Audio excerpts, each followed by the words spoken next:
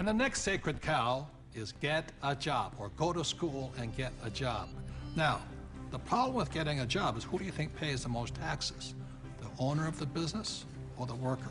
To that, I'll turn to my accountant here, Tom. Well, it's clearly the employee who's paying the most taxes. And you know, I started as an employee right out of school, and I was paying high taxes. Even though my job is to reduce taxes, I was paying high taxes. And then I started, I know, ironic, isn't it? and then about 15 years ago, I started my own business. I started my own CPA firm, and I was now self-employed, and I was even paying more taxes.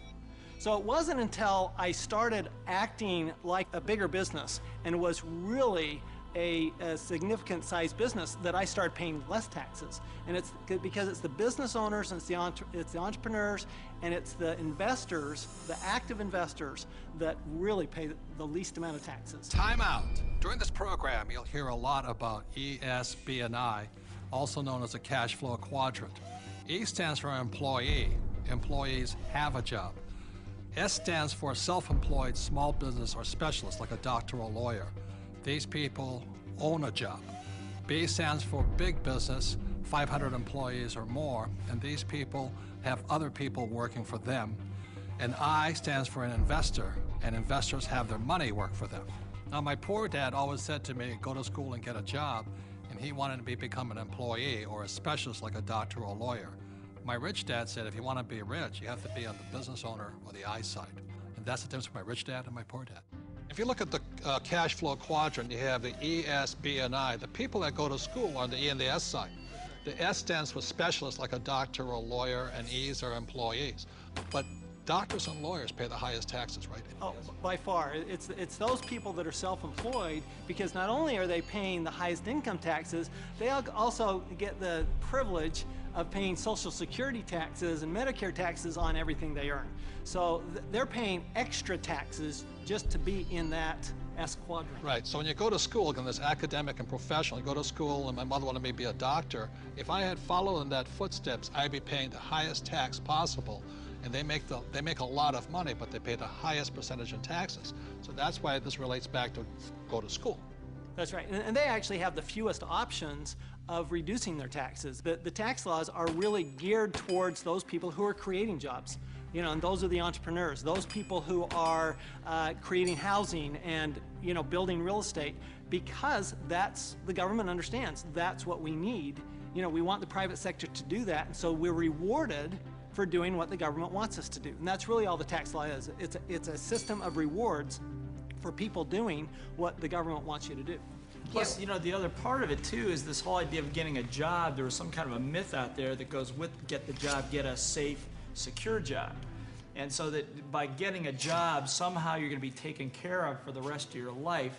And all you got to do is pick up any paper to see how many tens of thousands of people are losing their jobs. There are no safe, secure jobs. And now we're competing with India and Asia for jobs that were sacred to America at one point in time. So this whole idea of having a job that was secure is probably the most insecure thing you could be doing right now. The idea of a secure job is an industrial age idea. Exactly. The only option is put into your head is go get a job. And I wasn't around, brainwashing. Yeah, I wasn't around entrepreneurs. I wasn't around business owners growing up. I was around employees. When I first started my company 15 years ago, I went back to my class reunion, which is always an interesting thing. And I remember saying to them, yeah, you know, I started a company about 5 years ago, and they looked at me like, oh, and some of them even said it. They go, you're so brave. And I'm thinking, you know, I've had this company for 5 years now. That is the longest I had ever worked anywhere.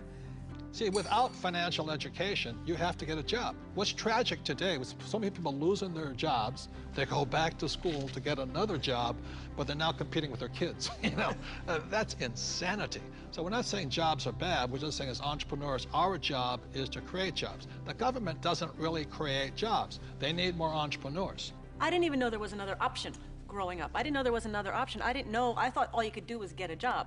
So again, it's not right or wrong to be an employee, but I'd like to know what my options are. Right, because when you were in school, did they say go to school, get your diploma so you could become an entrepreneur?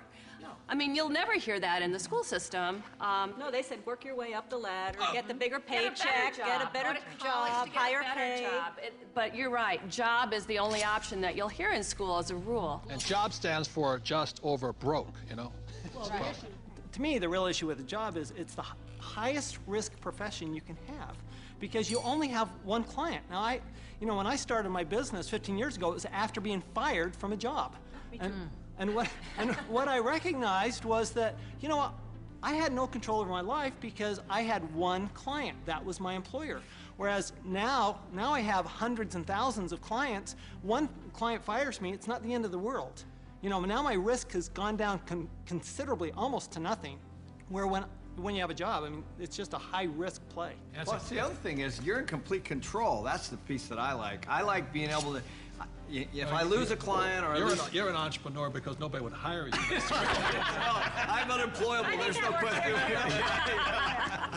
Tell the truth. But it's nice, like if you're going to lose some business or you do lose some business, you can go out and generate business and fill that gap. Financial security is more important than job security. Time out. E's and S's get punished for making mistakes, or they lose their job. B's and I's get richer from their mistakes because they learn from their mistakes.